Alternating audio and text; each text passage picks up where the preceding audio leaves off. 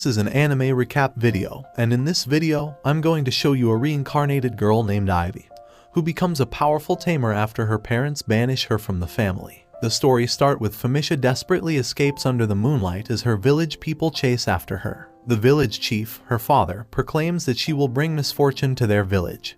He thinks that those with no stars should not be allowed to exist in this world. Day breaks, and our reincarnated girl rushes to her various hiding places around the forest. She retrieves her magic bags and stashes them with cookware, books, potions, and other essentials. Famisha is just relieved that her pursuers only found her hiding place that was close to the village. It is then revealed that she was killed in her past life and is reincarnated to this world. She has hazy memories of that past life and only receives whispers from her former self at certain times. Famisha informs her old self that she has given up on happiness long ago because of everything she has been through so far. She retrieves her dagger and makes the resolution to cast out her village from her heart since they have rejected her. Our reincarnated girl tries to proceed forward but is unable to climb a hill, causing her to tumble down and almost fall over the cliff. Our reincarnated girl wishes she had useful skills like everyone else. Her past self advised her not to complain about the way she was born, otherwise nothing would ever start for her. She heads down the cliff and finds a dumping ground.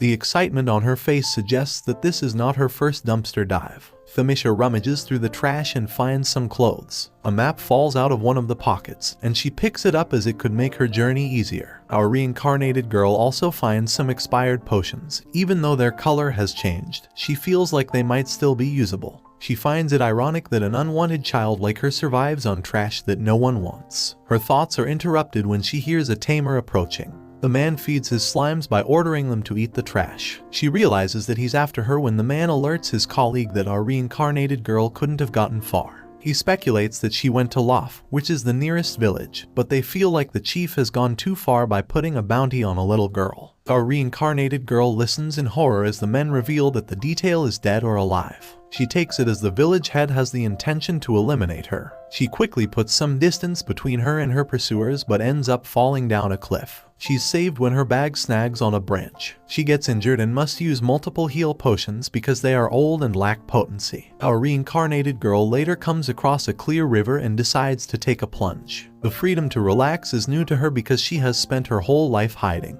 She promises to be bold and resolute because that is what she always intended to do. The fortune teller also advised her to be like that. She also told her to disguise herself as a boy when she travels because it'll be less dangerous. Our reincarnated girl cuts her hair and changes her clothes into something more appropriate. She also decides to change her name to match her new identity. Her past self suggests the name Ivy because it's the name of a plant that thrives even when stepped on. As she proceeds forward, her attention is drawn to a slime that emits orbs of light. Ivy finds it so cute. Upon closer inspection, she checks her monster compendium and finds out that it's a rare slime with no name. The creature gives her a smile while she reads that it's referred to as the weakest slime or the disintegrating slime.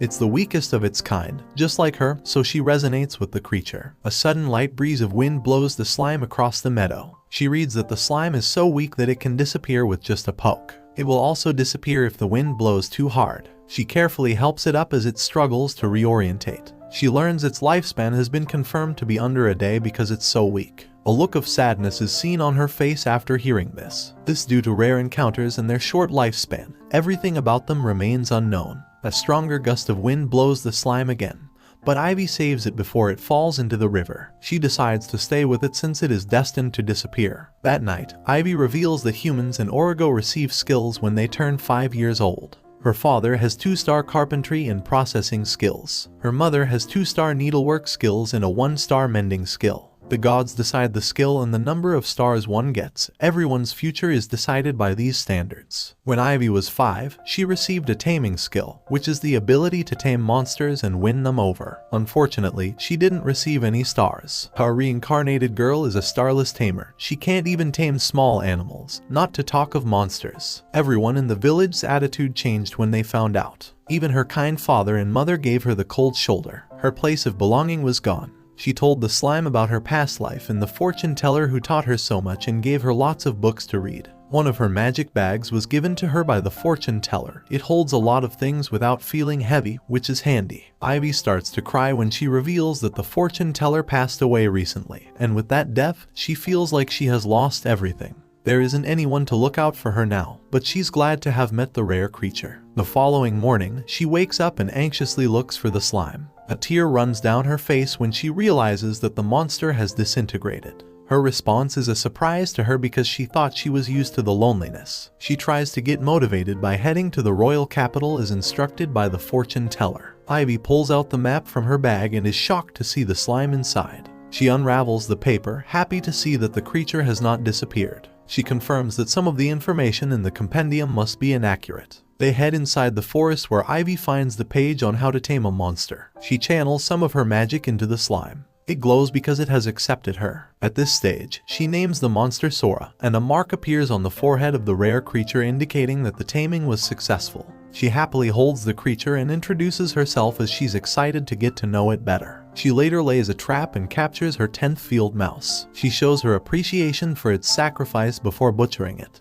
Ivy wonders why her past self always gets startled every time she dresses her prey. She begins to wonder what her lifestyle was like in her past life. As Ivy speculates, she neatly packs the broken down meat into leaves. She informs Sora that they will feast that night. Our reincarnated girl has taken a page from Moda's book as she keeps her slime stashed in one of her bags too. Ivy gets her map out again, but the royal capital is not even depicted on it because it's so far away from her current location. So she decides to head to the town of Otwa first. A sudden breeze comes in again and almost blows Sora away, but Ivy catches him in time. Her attention is drawn when she senses that something is coming toward them, so she quickly escapes into the trees. Shortly after, a unit of monster ants passes by. She breathes a sigh of relief when they leave without incident. As she holds Sora, she realizes that he has gotten a little bigger and heavier. The sting from the wound on her face becomes obvious to her. Our reincarnated girl speculates that she got a cut from the branches earlier. She feels like she needs to tend to it before it festers. She pulls out multiple expired blue potions and rubs them on her face till the wound heals, but realizes that she's completely out. Ivy comes out of the forest and onto the beaten path since she's getting closer to the village. She notices the wanted posters pasted along the roadside with a reward of 500 dal. She wonders why they would place such a large sum of money on her. Her past self informs her it's because she's a fugitive. She notices that there are different depictions of her on each poster, some more flattering than others. She continues along the roadside and finds herself in the village where she is reminded how much skills and magic are the backbone of normal life. She passes by a bakery and is reminded that she hasn't eaten any kind of bread in a long time. Ivy also passes a butcher and gets the idea to sell the field mice she hunted earlier. However, she's a little timid to approach. The butcher notices this and calls her over before she removes the meat. He already knows that it's field mice because he has a 2-star odor skill. He inspects it and is happy with the freshness of her catch and her butchering skill. She presents the rest of her wares, which are bought for 100 dal. The butcher is more than happy to buy more if she catches them because all the other hunters are targeting big game these days. She heads to the bakery and buys some bread and is surprised by how cheap it is. The owner finds her naivety cute. The people in the village assume that she's a boy. This means her disguise worked perfectly. Ivy goes somewhere quiet to enjoy her bread. She gives half to Sora, but the slime doesn't want it. She learns that the creature means no when it spreads itself out. She wonders what type of food this rare slime eats. The following day, Ivy goes into the forest and gets a large haul of field mice. As she returns to town, she comes across a dumping ground where she finds plenty of expired potions. As she sorts them out, Sora jumps on the pile of blue potions and ingests them. Ivy thinks that he can dispose of trash. The ability to dissolve inorganic materials is something only high-level rare slimes can do. She tests this out by placing a vase for it to eat, but Sora turns his face. After a few more tries, she realizes that the creature only likes to eat blue potions. She pleads for it not to eat everything as she also needs it. Ivy returns to the village and sells her haul for 250 dal. She heads to the bakery to get a variety of breads, and the owner even throws a free one for her. She goes to the nearby stream to clean off before eating her bread. Ivy relishes this moment, wishing it could last forever. She makes her way back to the village and stumbles on some adventurers. She is spotted by her pursuers, but they don't recognize her because of her changes. They rather tease her, thinking she's a little boy. Ivy hurriedly excuses herself. She gets to the butcher shop and the bakery and realizes that her wanted poster is up. The owner of the bakery even offers her some free bread, but she's so terrified of being found out that she leaves. Our reincarnated girl is upset that she must leave the village because her wanted poster has arrived there. What pains her most is that the people were so nice. The following day, she proceeds to her next destination since her hunters have caught up with her. Ivy later arrives at a crossroad and wonders which way her trackers went. Sora tries to hint something at her, but she doesn't understand. Ivy now regrets not taking the free bread offered to her because now she's hungry with nothing to eat or drink because she left in such a hurry. She picks her path and hears water along the way. Ivy even finds a tree with the most delicious type of fruits. As she approaches, Sora does his disapproving gesture while shivering. The reason comes apparent when the tree turns into a monster spitting out her pursuers. The tree lunges at her with one of its roots, but Sora knocks her out of the way just in time. She manages to get to safety, but she loses strength due to the wound she sustained on her arm. As she loses consciousness, our reincarnated girl notices Sora jumping on the wound and thinks that her slime is eating her since some digest people. Ivy looks at the slime and believes that it will eat him, but realizes that she is an unwanted child and there's no place for her in this world, so she should probably be dead. Just then, she falls unconscious and thinks about her life. Her mother gave birth to her, and her father decided to call her Famisha, revealing that she will bring happiness to their life. 3 years later, she sits with her family and eats some bread. Her brother teases her, saying that she is eating like a wolf, but our reincarnated girl informs him that she wants to grow up, and for this, she wants to eat a lot. At the house, her sister Facilla tells her to use some everyday magic so that she can be helpful to their family. But her mother shuts her away, saying that everything develops at its own pace, and Famisha is just 3 years old. For her to receive magic powers, she must reach the age of 5. 2 years later, her father, a 3-star furniture artist, makes her some toys with wood, and she continues to play with them. Just then, her mother, a 2-star sewer, begins to cry. When asked the reason behind it, she tells them that she is stitching the bridal wear for the shoemaker's daughter. But it made her realize that her daughters, Facilla and Famisha, will go off to be brides too and will leave their house to live with someone else. Suddenly, her father, ignoring the sentiments of his wife, informs them that at the age of 5, every child receives a skill and stars which will help them to earn money in this world. However, no one knows what type of skill they will receive because it is in the hands of the gods. Just then, Famisha's brother teases her by saying that he is the only child in the family who got 3 stars, and wants Famisha to get 1 star just like her sister Facilla. Despite this, Famisha informs them that she wants to be a tamer who can be friends with dragons,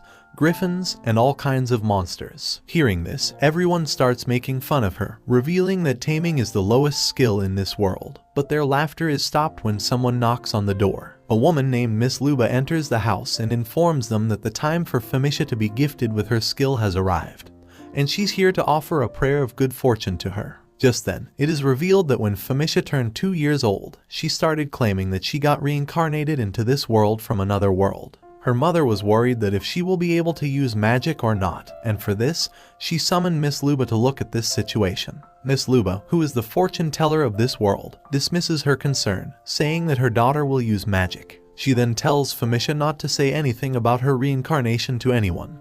Otherwise, people will make things very difficult for her. At present, Miss Luba looks at her and reveals that she will be gifted with a wonderful skill. When asked what kind of skill she will get, Miss Luba informs them that she has only a 1-star foresight skill, which means she cannot see quite far. The next day, the family heads to the headquarters of the village where every child with the age of 5 gets their skills. There, the priest asks her to enter her finger into the holy water of the gods. Upon doing that, the priest reveals that she has been awarded a tamer skill. Feeling happy her parents begin to enjoy her daughter's skill, but their moment is cut short when the priest, with a horrified look, informs them that she has no stars, which means she has a starless tamer skill. Her father, shocked at this, asks the priest to look at the holy water of the gods again, believing that there must be some mistake. However, the priest brushes it off, saying that if they speak any further on this, they will be blessed with the wrath of the gods. After the priest leaves, they head home, and her father cannot stop thinking about why his daughter is born with no stars,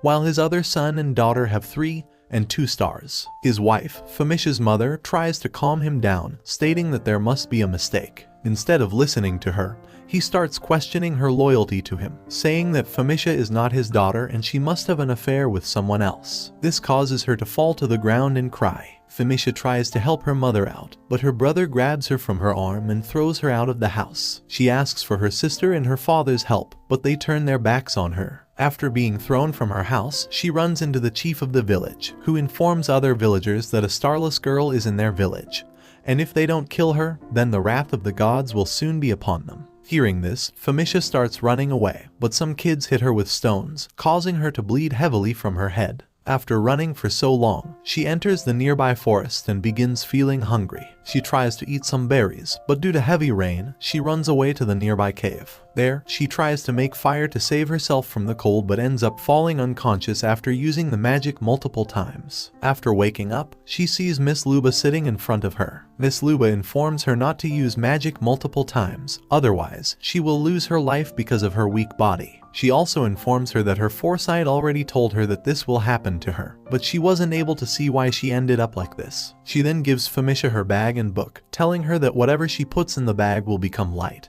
and the book contains magical information which will help her as long as she is alive. She then tells her that one day, she will set off on a journey to see the world with her own eyes and broaden her perspective. And when she does, she tells her to go to the town neighboring the royal capital. There, if she finds a place for herself to live without any trouble, then there is no need for her to travel anymore. She then continues that if she finds any friends, then she must tell them about herself and having no stars because it will help them to believe in her, and when the time comes, they will become her allies and fight alongside her. Just then, Famisha asks Miss Luba why she is so nice to her while the others hate her and even tried to kill her. To which Miss Luba informs her that long ago, no one had skills or stars, but they still worked with each other and lived happy lives. Hearing this, Famisha feels happy and vows to do her best. A few days later, Famisha starts feeling lonely as Miss Luba stopped paying visits to her. Famisha, feeling hungry, traps a mouse and she starts eating it. Just then, she hears someone approaching her hideout and wonders how they know her hideout. She follows them to the town, and upon reaching the headquarters, she is shocked to hear that Miss Luba has died due to a cold fever. She feels bad at this, revealing that Miss Luba was the only person in this world who was nice to her. Just then, she sees her father approaching the chief of the village. The village chief tells him that he told Miss Luba multiple times to stay away from the starless girl,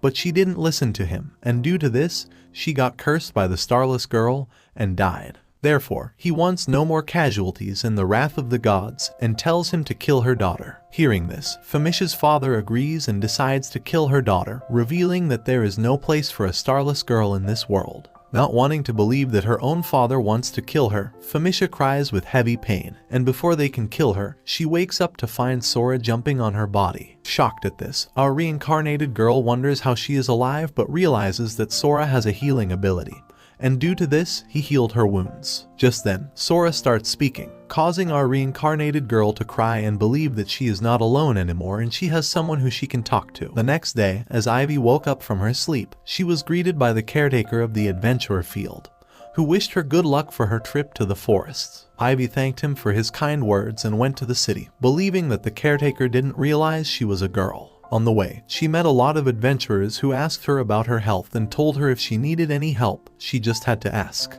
Ivy also thanked them for their generosity but wondered how everyone knew who she was. At the forest, she came upon the destroyed traps which she had set up for the field mouse, but believed that this might be the work of Nanoshi. She believed that if this continued to happen again, she might not catch any mouse and go moneyless during the summer. Just then, she sensed a magical aura behind her, and when she looked back, Seal was already there with 9 field mice whom she hunted down earlier in the morning. She gave them to Ivy and she thanked her with a heartfelt hug. She then began counting them but realized that the meat shop owner told her that she would only buy meat if it was fresh. So, with this, she started dressing them and it was over in a few minutes. After that, she went to Seal and Sora who were sleeping below the tree. She told Sora to wake up, saying that they needed to head to the town to sell this fresh meat. Otherwise, they would miss their chance to earn some money. As they talked with each other, Seal said goodbye with the wave of her hand, and Ivy thanked her for giving her so much meat. As she went to the forest, Ivy's past life informed her that this was the legendary Anandala which was mentioned in the fortune teller book.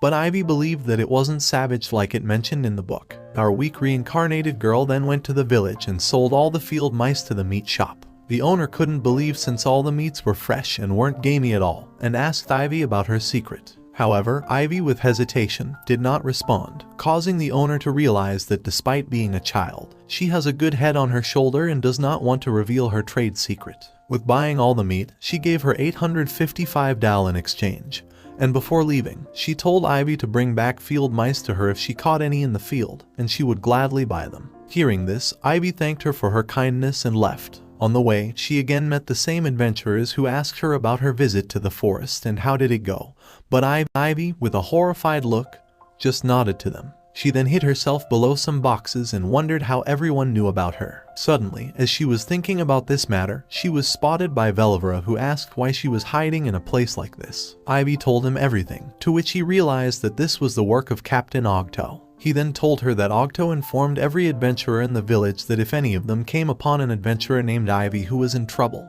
they needed to help her out. He apologized to Ivy on behalf of Ogto, and then informed her that Ogto is a good guy.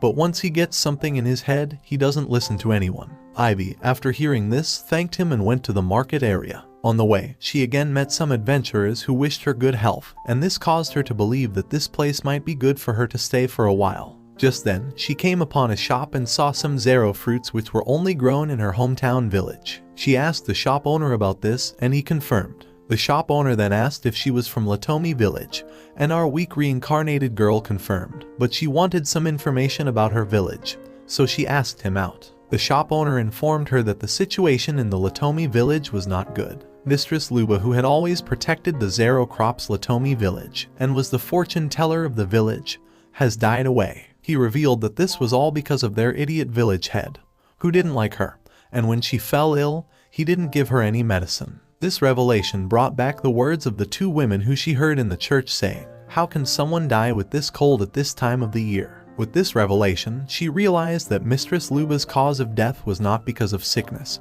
but she was killed at the hands of the village head.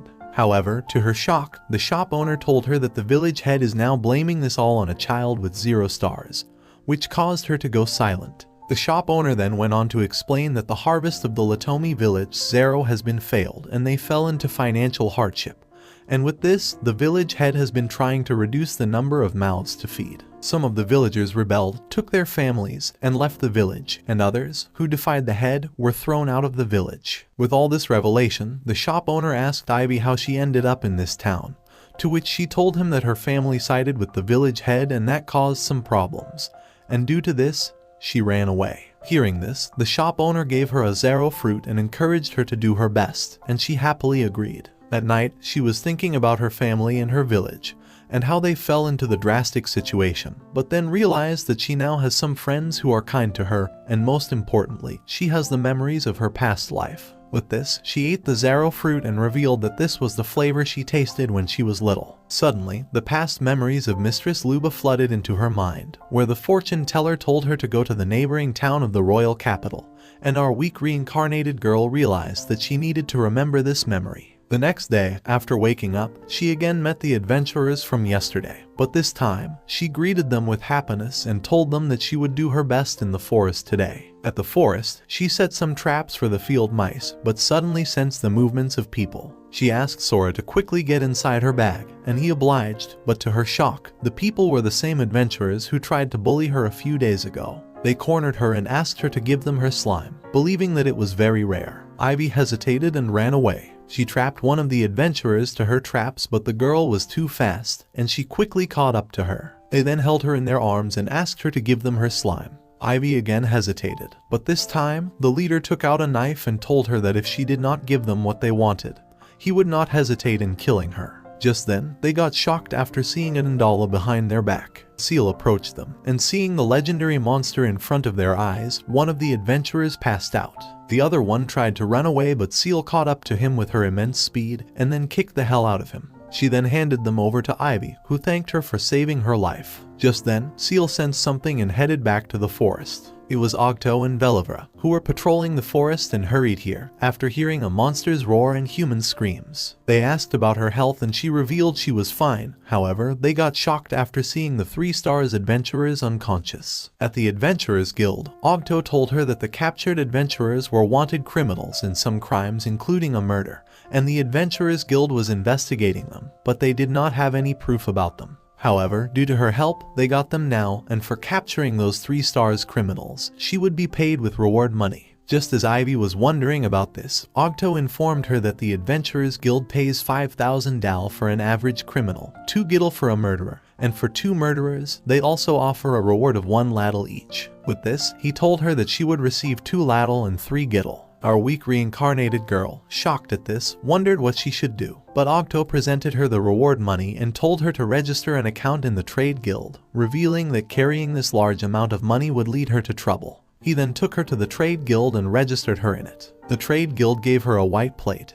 and Ogto informed her with that plate she could withdraw her funds at the trade guild in any village or town. Our weak reincarnated girl thanked him for his kindness, but was met with the ferocious look from Belivra, who upon arriving, told Ogto that he was looking for him and then scolded him for wandering around without telling him. They then told her about this town's signature dish, a nanoshi skewers, and wanted to treat her with it, to which Ivy happily agreed. They headed to town's famous shop and ate the nanoshi skewers, which Ivy found very delicious. The shopkeeper who was making this nanoshi skewers revealed that she holds a 4-star cooking skill, and there aren't many in this town who have a 4-star skill. Hearing this, they began talking about each other's skills and asked Ivy about hers. Ivy revealed that she has tamer skill, but when asked how many stars she has, our weak reincarnated girl got silenced. This caused the adventurers to realize that they shouldn't have asked her this question. With this, both of them cheered her up, saying people with a lot of stars are totally useless because they fail to make use of their skill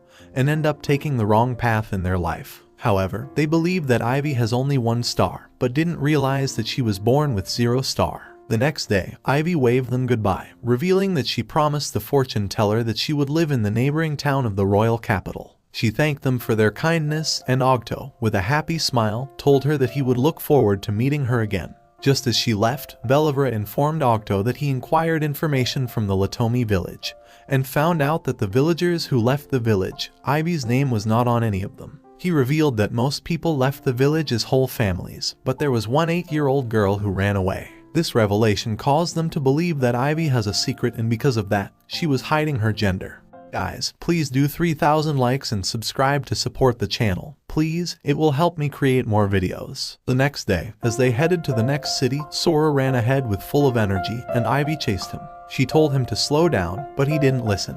Just then, her past life informed her that after eating the wounds of Seal, Sora had evolved and moved faster than before. Just as Ivy thought about this, Sora showed her a nearby field area which was dug up by Nanoshi. Ivy believed that there must have been many large Nanoshis in this area, and if she stayed there any longer, she might be chased by them. Just as she was about to move from the area, she heard something coming and quickly hid Sora in her. However, to her surprise, it was Seal who was following them. With this, she quickly hugged her and the trio shared a heartfelt moment with each other, with Ivy declaring she loved both of them. At night, Ivy baked some rabbit which was caught by Seal, and after eating, revealed that they were delicious. She offered some to Sora, who quickly declined after revealing that he only loved eating blue potions. The next day, Ivy went to check some of her traps which she had set up the day before for the field mice, but got shocked after seeing they were empty. She wondered what she would eat for breakfast, but her past life informed her that she had saved some meal from the night before. With this, Ivy believed that she would not be hungry that morning and decided to leave the area, but was suddenly stopped after sensing an evil aura approaching her. She wondered what it could be, but then started running away from it. The evil aura chased after her, and just as it was about to get her, Ivy looked at it and saw a shadow of a human body. Suddenly, Seal came to her rescue and yelled at it with a ferocious roar, which caused the shadow person to immediately run away.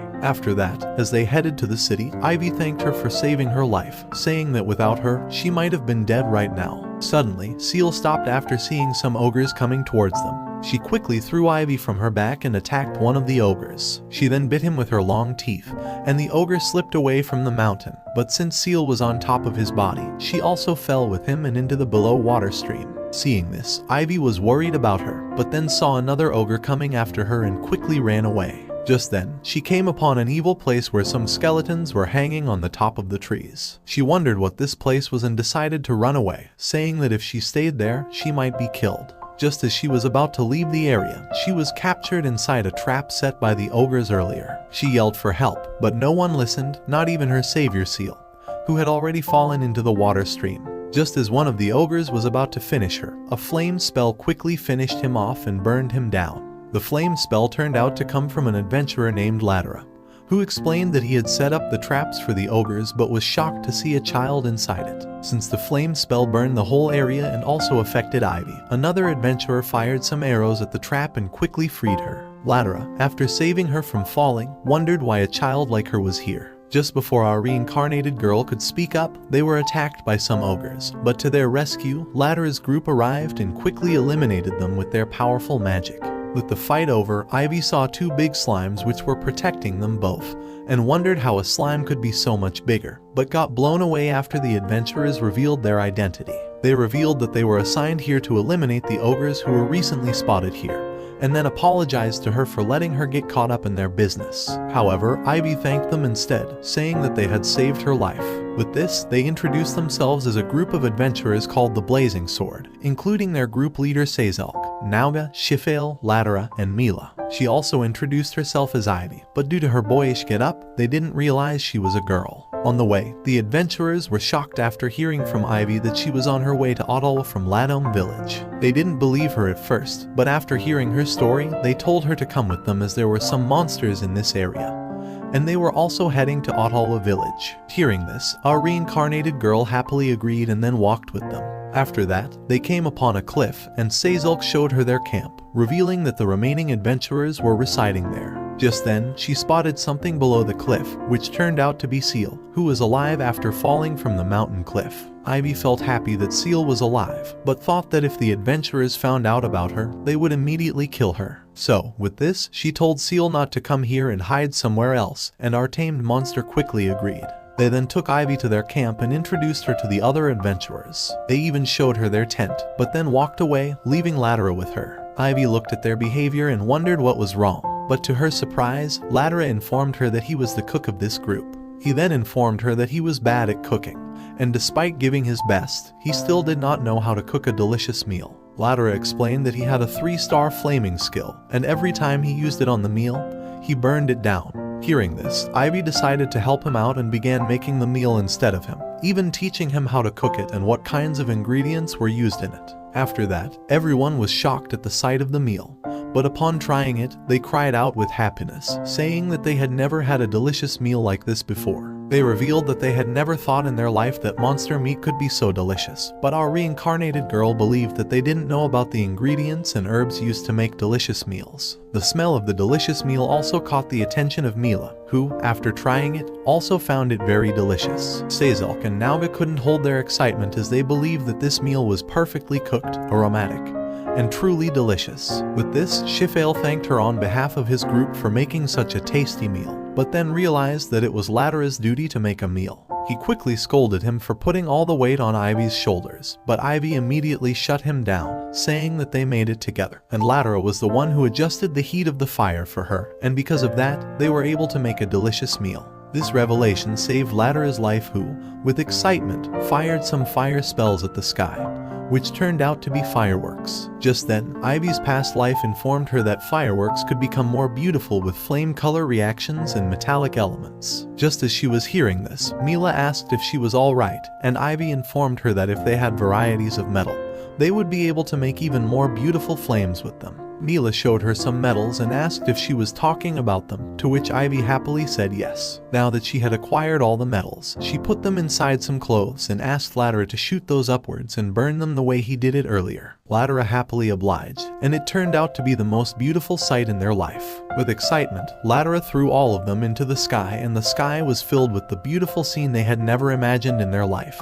Even all the adventurers were happy at this, including Seal too. After that, some of them headed to sleep while Ladera and Sazalk tried to help Ivy in washing the dishes, but Ivy shut them down, saying that she would do the cleaning duty. However, after realizing her sentiment, Sazalk told her that they would help her with this, and she quickly obliged with a sweet smile. Seeing this, Ladera hugged her and revealed that he always wanted a sweet little brother like her, but Shifale and Nauga took him away after knocking him down. After that, she headed to her tent and apologized to Sora for coming up late. She believed that Sora must be hungry, so she gave him some blue potions. Seeing this, Sora quickly jumped up with excitement, and Ivy told him that there were enough potions so he could eat as much as he wanted.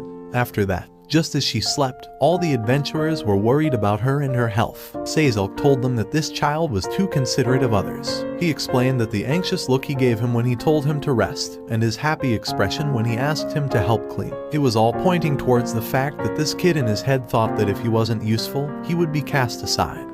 Guys, please do 3,000 likes and subscribe to support the channel. Please, it will help me create more videos. The next day, Ivy starts collecting old potions, believing that those potions will make Sora happy. Just then, she comes upon some slimes who are disposing of the trash just like Sora, and quickly learns that those slimes belong to Miss Mila. Ivy asks her about them, and Mila tells her that those are very rare slimes, and the tamers who can control those rare slimes are afforded a high social standing in this world. Surprised at this, Ivy asks Mila if she knows or has seen a disintegrating slime, and Mila informs her that those are called super rare slimes and can be sold for quite a sum. Suddenly, Ivy senses the same presence she felt when the human-like shadow tried to capture her in the mountain.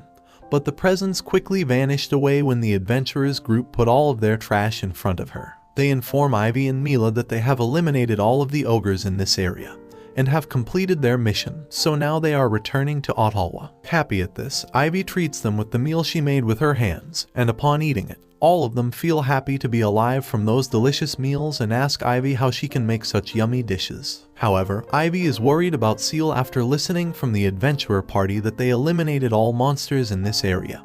But to her happiness, her past life informs her that it is not a child's play to take down a legendary monster like an Indala. And if someone attacked her, then there would be a huge fuss about it and everyone would have known immediately. As they eat, we see Seal looking at her from afar on the mountain, revealing that she is fine. After the meal, Sazilk tells Ivy to have some meal, believing that she hasn't eaten anything yet.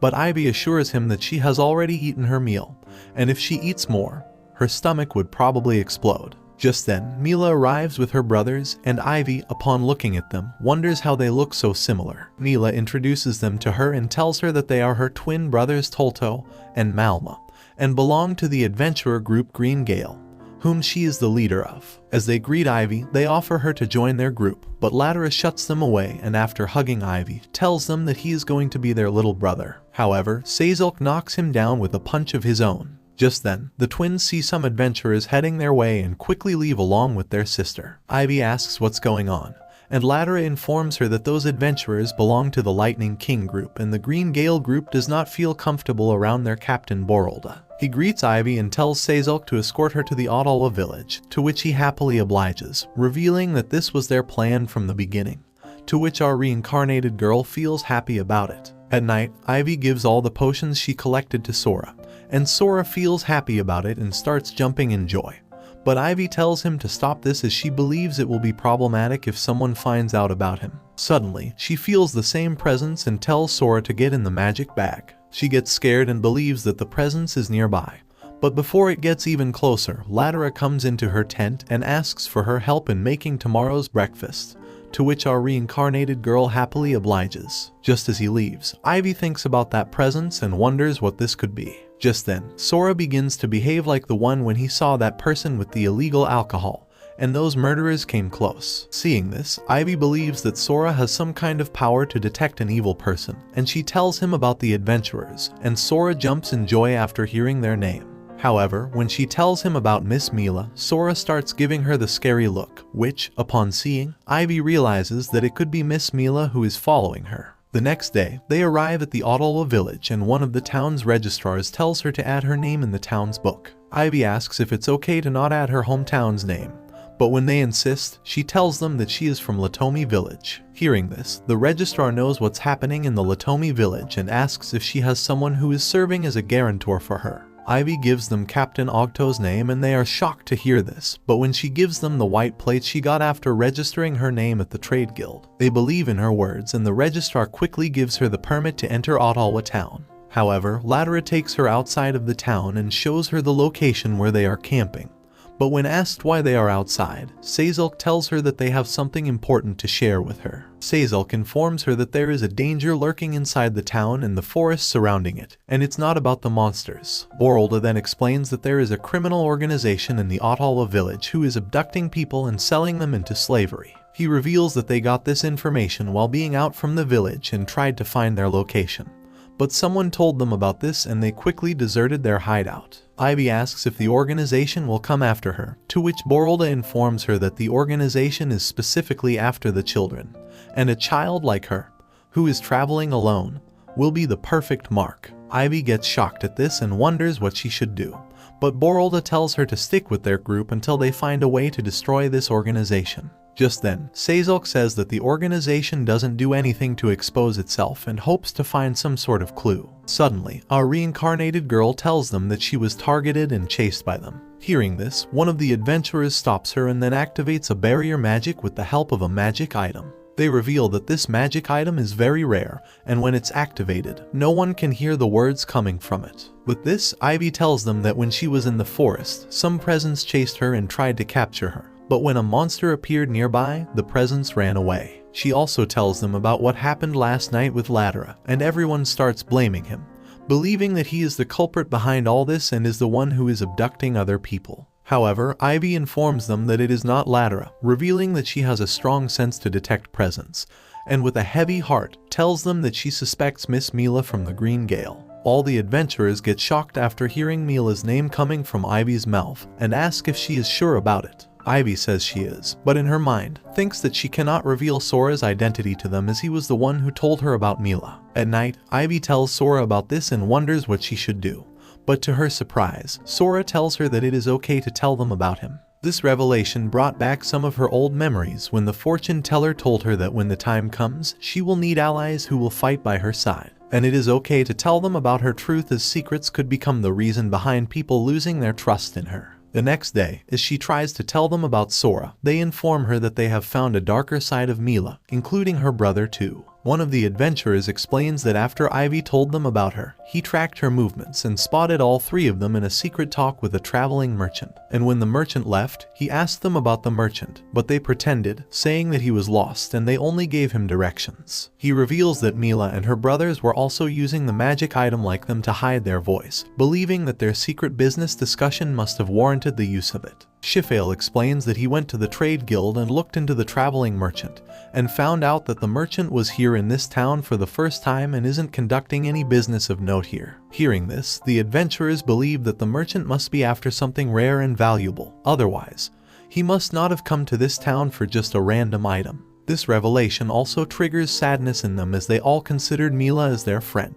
They also thank Ivy for this, revealing that she was the reason behind their lead, but to their surprise, Ivy asks if they really believe in her words. Ladera tells her that she didn't know them but still made food for them which was quite delicious, and this reason is more than enough for them to believe that Ivy is not someone who would lie to them. Hearing this, Ivy cries and believes that she is nothing to them, but still, they believe in her. Just then, she tells them that she is a tamer and the one who told her about Mila is a slime whom she tamed. She then shows Sora to them, and upon looking at it, they reveal that they haven't seen this kind of slime in their life, which is not only rare, but can talk too. Ivy also tells them that it has the ability to see through bad people, and upon looking at it, the adventurers believe that they cannot share this information with others. Otherwise, if the villains learned about this, Ivy would become their first target. Suddenly, her past life informs our reincarnated girl that this is the best thing she has done in a long time. Guys, please do 3,000 likes and subscribe to support the channel. Please, it will help me create more videos. After introducing Sora to the adventurers' party,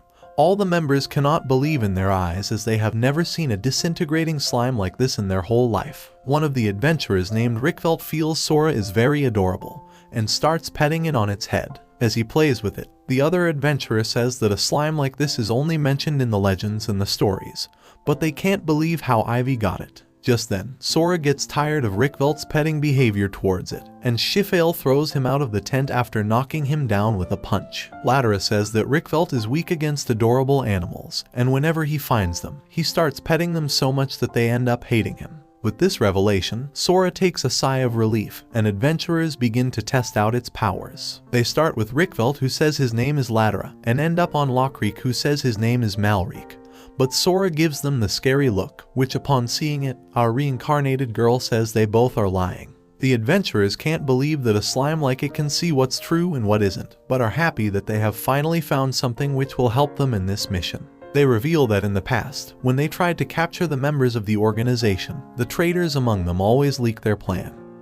but now believe that since Ivy is on their side, they will soon capture them. Suddenly, as they plan to capture Mila and her twin brothers, Ivy feels sadness and tells Ladera she can't believe Mila is a bad person. The other adventurers also cannot believe it too, as they only think of her all this time as their friend. Even Rickvelt reveals he will capture her with his own hands, as he wants to ask her about her cruel side. Borolda tells him to withdraw from this mission as it will prove very painful for him, but Rickvelt still insists, as he is focused on getting his answers. Ivy then asks about the organization and when they started kidnapping people. Borolda says it all started 10 years ago. At first, the townspeople thought that the kids were going missing because they had fallen victim to monsters.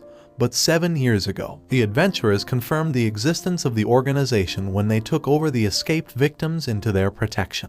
Our reincarnated girl believes that 10 years is a long time, and if the organization has been active for that long, it means they are not just one, but many traitors in this town. Sazilk says he believes in Ivy's words and reveals that the last time they tried to capture this organization, they only ended up finding themselves in an empty building. Sazilk says only a handful of people were aware of their advancements and the Green Gale group was among them, but they only found out after the raid. Borolda apologizes to everyone, revealing that he was the one who brought them to this group because they were endorsed by a member of the nobility. Hearing this, Ivy asks if the noble and the Green Gale are friends, but Borolda tells her they are not, and the Green Gale only solved a problem that the noble had, which led the noble to recommend their promotion to high-level adventurers. Ivy asks if it's common for the nobility to recommend adventurers for higher promotions, and Borolda says it's unusual because most of the nobility look down on adventurers. Ivy then asks how many jobs they completed for this noble, and Borolda reveals only one, which led them to believe that they were also assigned for the job by the noble once, but he didn't recommend their name for the higher promotion. With this, they realize that the noble was only using them so that he can see if they will become his allies or not. They also call each other idiots and believe that they are not fit for being adventurers, as they didn't even notice a simple matter which only a 7-year-old child did. Hearing this, Ivy tells them with an angry face that she is 9 years old and today is her 9th birthday. With this revelation, everyone starts clapping for her and wishing her a happy birthday, even saying next time they will celebrate her birthday properly and with celebration. Ivy, with a happy face, thanks them for this and thinks to herself that she didn't remember how many years it has been since anyone said happy birthday to her.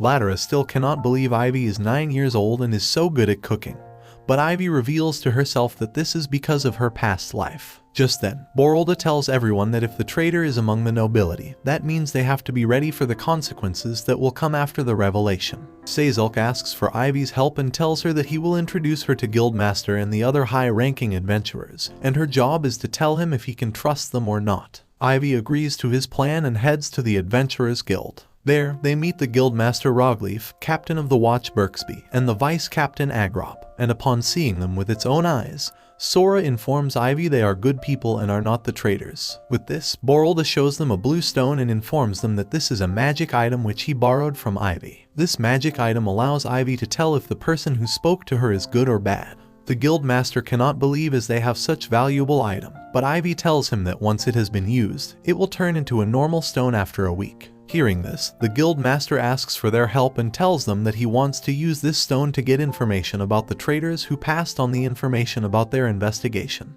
Borolda agrees to his request and tells him that this was their intention from the start. With this, they begin their investigation and start it with the merchant house, which they believe was being used by the organization as their base. They meet 2 watch guards at the doorstep, and Sora finds one of the guards named Malgajula a traitor among them. Birksby can't believe in his eyes as he thought of Malgajula as his friend and even told him about the information of the raid. After checking on 157 watchmen, they come to realize that 37 of them are traitors. They can't believe how many spies are among them, but get surprised after a visit from Count Faltoria and Lord Foronda. Faltoria greets everyone including Ivy, but when he goes near her, Sora informs Ivy that Faltoria is also a traitor. Ivy tells Borolda about this and reveals Foronda is not among them. As they leave, Borolda informs everyone about this and they can't believe a noble like him, who is also a hero to this town, is involved in such a guilty task. With this revelation, they believe that he must be the leader of the organization and all of their failed missions and the deaths of their friends are all because of him.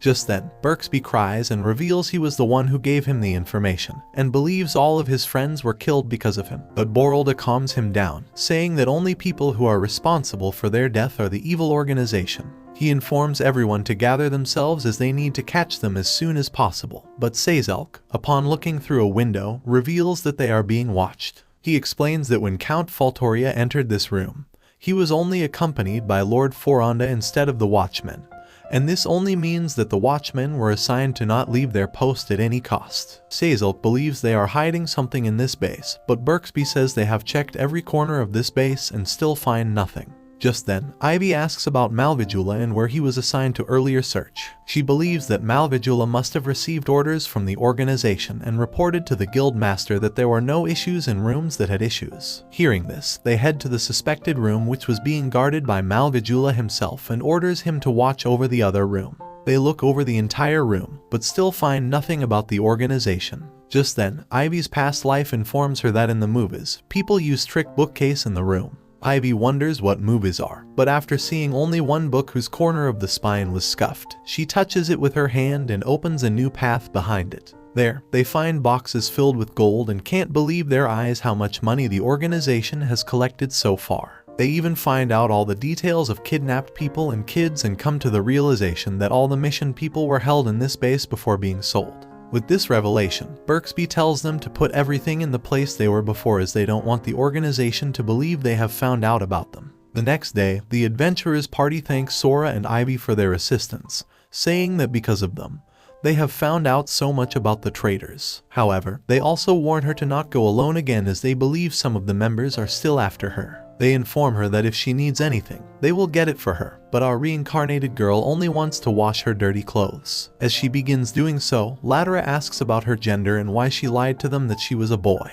Ivy, after hearing this, starts crying and informs Ladera that she was hiding her true identity because it was more dangerous for girls to travel alone. Ladera tells her that she should keep quiet about it from now, and he will pretend he doesn't know anything. Ivy thanks him for his generosity, but before she can say anything, Mila comes in and greets Ivy. She tells her to go with her in the town as there are places and delicious sweets she wants to show her. Ivy doesn't know what to do in this state, but Ladera comes to her rescue and tells Mila that he will also go with them. At first, Mila denies his request, but when he hesitates, she tells him that she will treat all 5 of them with delicious sweets. Ladera, upon hearing this, wonders who the other 2 are, but gets surprised at the arrival of her twin brothers. Like and comment if you enjoy this video. Subscribe to my channel for more anime recaps, and tell me what anime recap you like to see next in the comments below.